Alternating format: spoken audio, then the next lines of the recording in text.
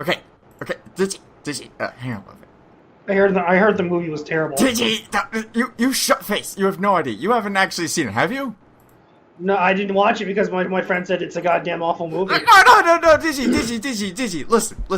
You've seen the trailers for it, right? Yes, I've seen the trailer. That only accounts for like half the movie. Okay, here, let me explain. You know the dumb joke with the elephant for the emoji where the guy's standing behind the behind the elephant? Yeah, I've seen that in the trailer. What's the dress the elephant? Okay. Look.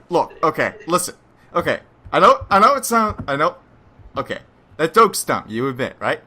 Well, here's the thing. It was well played. Digi, listen. You're asking my opinion. Can I put my opinion in? No, this is a yes or no question, Digi. Yeah, but that's then I said yes. Okay, you give me a yes, that's all I need to hear. But here's the thing. That wasn't the end of the scene. He wasn't laughing at the joke. Here's what happened. Okay, so the guy introduces himself as man. He's walking around, and he sees the joke. And he's just like, and he reacts to it with meh. Okay, so he's just like, yep, I totally got this. I'm totally fitting into character. And then like this gangster like emoji just walks up. You know, the kind that's got like the beanie cap, the shades, and the bling. And he just walks up and it's just like, hey man, what's going? And it's just like, hi, how are you doing? And he's just like, I'm actually feeling pretty depressed. I'm feeling a little bit emoji. And it's a terrible pun, but you know, it's great. It's great. He laughs at this joke. And, you know, it's an improvement. It's an improvement. You know, they don't show half of the fucking movie in the trailers. It's a 2-arc movie. Everything that happens in the first trailer, like the whole generic thing, the whole generic thing, that's only 1 hour of the 2-hour movie. Okay? Who made the movie? Sony, okay? But listen. Okay, so second act. I had a feeling that Sony was it because I just remembered a movie that kind of resembled it. Shut up! Wait, shit! You've asked me to speak my opinion. Can I speak my goddamn fucking opinion? No. Listen. Okay. So second arc of the movie. Okay. So let me summarize the first act quickly. It was pretty much all the shit you saw the trailers, like the Candy Crush, the big I'm too important for any of this nonsense. I want to be my own person now, and so they escape the fall. Okay, that's obviously what's going to happen, and so the emojis escape into the real world. Now this is where things get interesting, because you see, the main character's little complex is the whole "I want to be my own" thing, right? Yeah. Well, here's the funny thing.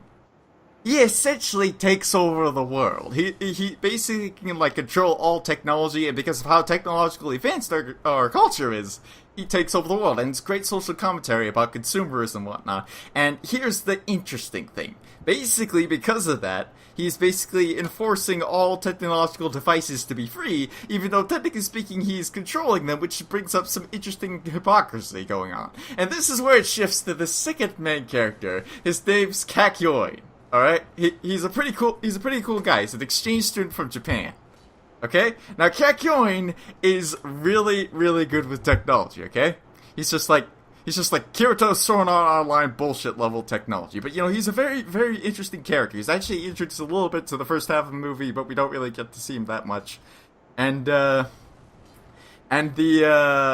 basically, I haven't seen the movie yet, so did you shut face? Okay, so Kakyoin, he's a very interesting guy, because he was actually one of the guys who worked on the original iPhone and knows the fact that all the technology inside of it is in fact sentient. And so he oh yeah, I gotta remember this. There was this really subtle joke. You know how the main character looks a little bit like Donald Trump, right? Yeah. Just like a little. It's the hair, right? Yeah. And you know, here's the funny thing. He starts actually talking a little bit like Donald Trump. After he takes over everything, he gets a little bit of a slur in his voice, okay? Gets a little bit of a slur in his voice. And, you know, he had his, parents, you know, his parents that rejected him in the beginning, they're, on board with this whole take over the world thing now, because they're just like, man, okay, son, you can go take over the world or whatever. But okay, listen. So wait, pause. I need the pause here. So, what I've got from you is that in the phones, all the emojis on our phones have an internal life where they have children, and that's where new emojis are born. Exactly. What the fuck is this movie? I need to watch this. I'm trying to explain to you it's a modern masterpiece. Anyway. No, don't spoil it for me. I want to watch it now. Okay, Digi, at least listen here about this joke. This was a really subtle joke. I mean, everyone's always saying about how all the jokes were terrible and abrupt and there was nothing but bad puns. But the reason why is because this joke was genius. It completely threw over everyone's head. Okay, so you know how the main character looks like Donald Trump, right? Yes. So here's that point. Yes. So here's the thing. His mom and dad are on board with the entire thing too. Okay.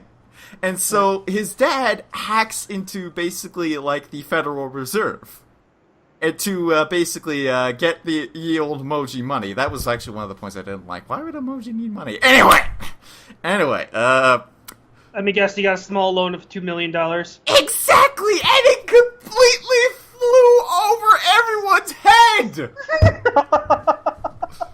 Okay, so now Kakyoin. No, stop. Pause. That pun, that joke, that legit reference to modern day society flew over people's head. Yes, and I couldn't believe it, but it was like really subtle. Can I just say, as a human race, I'm scared because if we can't mentally remember a joke like that in our society nowadays, we're fucked. Digi? Okay, Digi, let me go back to talk about Kakyoin. No, I'm not saying that to be me. I'm saying that because I know, but let me talk about Kakyoin again because there's something really interesting I think he should tell you. The truth is, he is in fact a expert card player. And he has like this weird little arm attachment device, and with it he could basically like call upon emojis from like the phone, okay? And one of these emojis suddenly turns Super Saiyan and sends out his Pikachu to essentially go Super Mario on all of his faces. Digi, have you not figured out that I'm bullshitting you at this point? Digi? I had a feeling you're bullshitting me because I know the movie sucks balls. I'm just letting you do your thing. God damn it, did you? Thank you for watching, and remember, dislike this video. Can this video reach 1 million dislikes? I hope so. Seriously, do not press that like button. I will find you.